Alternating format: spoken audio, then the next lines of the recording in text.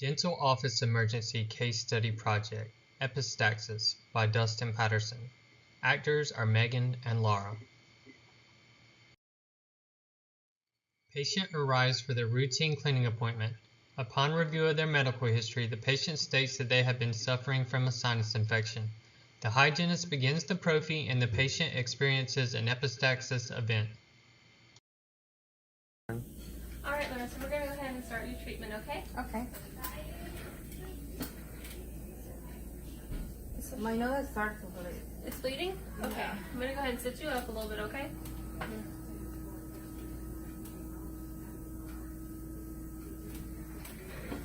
You're going to use some tissues, and you're just going to hold the tissues and apply pressure right here on the soft part of your nose for 5 minutes, okay? And I'm going to keep track of time. I'm going to take your vitals just to make sure the blood pressure's okay, okay? Okay. And I'll let you know when 5 minutes stop, and then you can release your nose and we'll check on it, okay?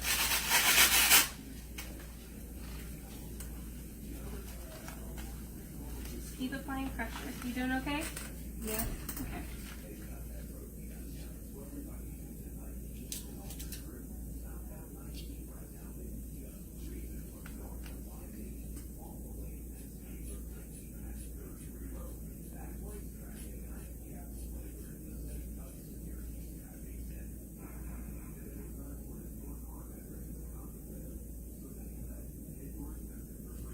Alright, your blood pressure is normal, okay? And it's been 5 minutes, so you can go ahead and stop releasing pressure. Go ahead and let go. Has the bleeding stopped? Yes. Epistaxis or nosebleed is bleeding from the nasal cavity and or nasopharynx and may be classified as anterior or posterior. There are two types of epistaxis. Anterior nosebleeds originate towards the front of the nose and cause blood to flow out through the nostrils. This is the most common type of nosebleed and it is usually not serious. Posterior nosebleeds originate towards the back of the nasal passage near the throat.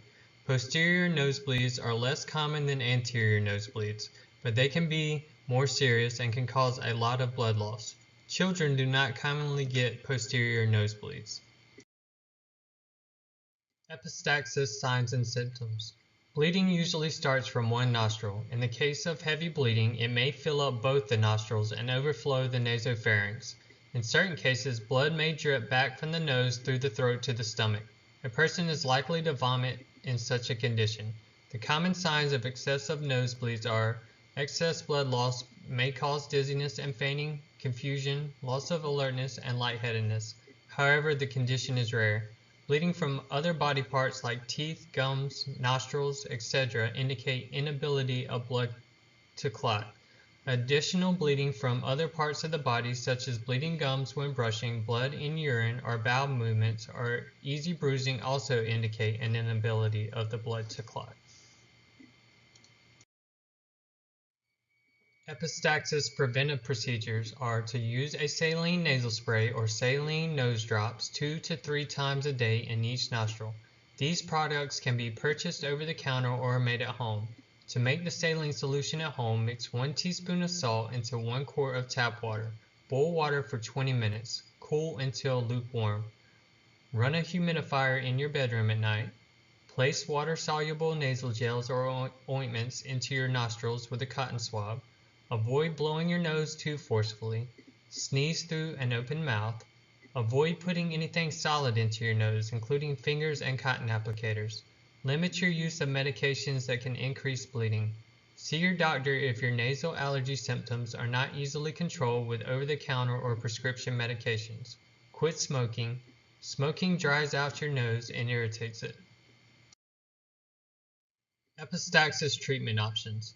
Sit or stand while bending forward slightly at the waist. Do not lie down or tilt your head back. This may cause you to swallow blood and can lead to vomiting. Grip the soft part of both nostrils at the bottom of your nose. Do not grip the bony bridge of your nose, as that will not help the bleeding, and do not apply pressure to just one side, even if the bleeding is only on one side. Squeeze your nose closed for at least 5 minutes before checking to see if bleeding has stopped, or 10 to 15 minutes, and use a clock to time yourself. Do not release the pressure ever so often to check whether the bleeding has stopped. Many people hurt their chances of stopping the bleeding by releasing the pressure too soon. If you want, you can also apply a cold compress or ice pack to the bridge of your nose. This may help the blood vessels constrict and slow the bleeding. This step is not usually necessary, but many people like to do it. If you follow the steps outlined above and your nose continues to bleed, repeat all the steps once more. Apply pressure for a total of at least 30 minutes.